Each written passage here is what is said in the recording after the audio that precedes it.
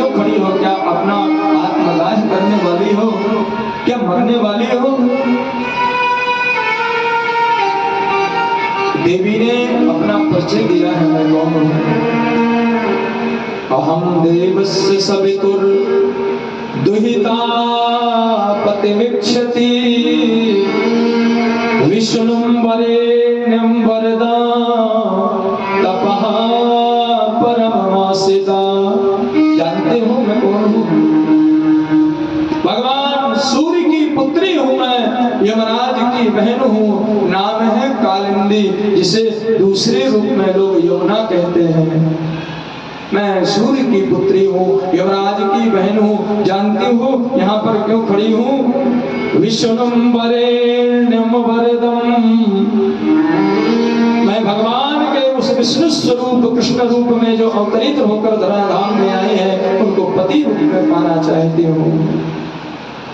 अर्जुन ने जैसे ही सुना दौड़े दौड़े रथ के पास में आए, कहा भगवान आपकी चंद्रमा तो बड़ी बलिष्ठ है।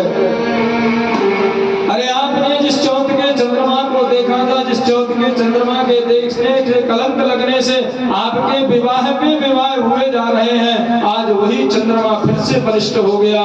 ये चौथी खड़ी है, कह रही है कृष्ण को पति रूप में पाना चाहती हूँ।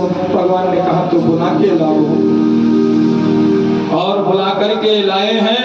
और महाराज भगवान उस देवी को हस्तिनापुर साथ में लेकर के आए हैं। और जैसे ही हस्तिनापुर आए हैं, हस्तिनापुर में बैठ करके उन्होंने उस देवी के साथ अपना चौथा विवाह संपन्न किया है।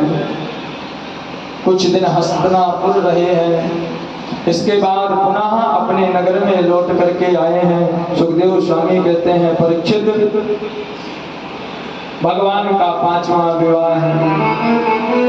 कौशल नरेश राजा नग्नि की पुत्री का नाम है नग्निदिति, उनके साथ हुआ है।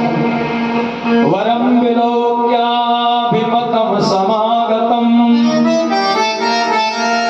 नरेंद्र कन्या चकमे रमापतिम् भूयापति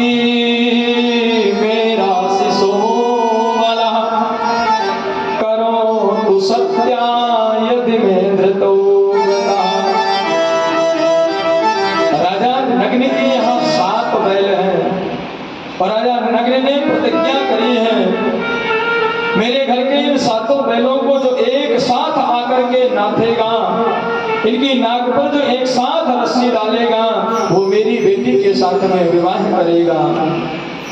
और ये बात धीरे धीरे धीरे धीरे द्वारकापुरी के कर्ण बिंदु तक पहुंची है। भगवान ने अर्जुन को साथ में लिया है और कहा चलो चलते हैं राजा नग्न के नगर में। कौशल नरेश राजा नगरी में पहुंचे हैं। स्वयंवर चल रहा है, हजारों राजा खड़े हैं, हजारों राजा महाराज उन सातों बैलों की नाक में रस्सी डालने का उद्यम प्रयास कर रहे हैं। कोई एक के नाक में डाल पाता है, कोई चार के नाक में डाल पाता है, और कोई 5 के नाक में डाल पाता है। सातों बैलों के नाक में रस्सी कोई नहीं डाल पाया। भगवान को अवसर मिला, भगवान पहुंचे हैं बैलों के समीप, और भगवान ने जैसे ही अपनी माधुर्यमयी उस कंठ सुधा का रसपान उन बैलों को कराया है, जैसे ही उन्होंने मुस्कान मारी है, मुस्कान के प्रभाव से ये बैल ऐसे आकर्षित हुए हैं, बिल्कुल टकटकी लगाकर भगवान को देखने लगे। और भगवान ने एक ही क्षण में वो सातों बैलों के नासका छत्र में रस्सी को डाल करके उनको माथा। भगवान का पंचम विवाह नग्नजिति के साथ हुआ। छठवां विवाह भगवान का सत्या के साथ हुआ है। आठवां विवाह भगवान का सुध कीर्ति, और आठवां विवाह भगवान का भद्रा के साथ है। सुखदेव स्वामी कहते हैं परीक्षित, भगवान की जो 8 विवाह हुए, अब बात को समझना।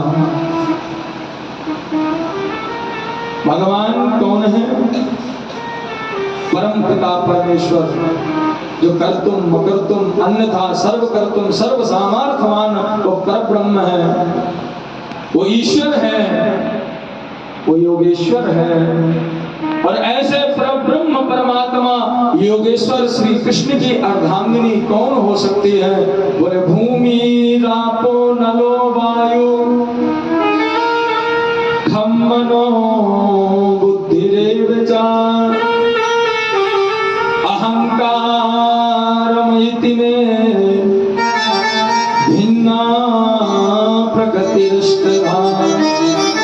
भगवान की जो अष्ट पटरानियां बन करके आए, बोले ये 8 पटरानियां कोई साधारण नारी नहीं।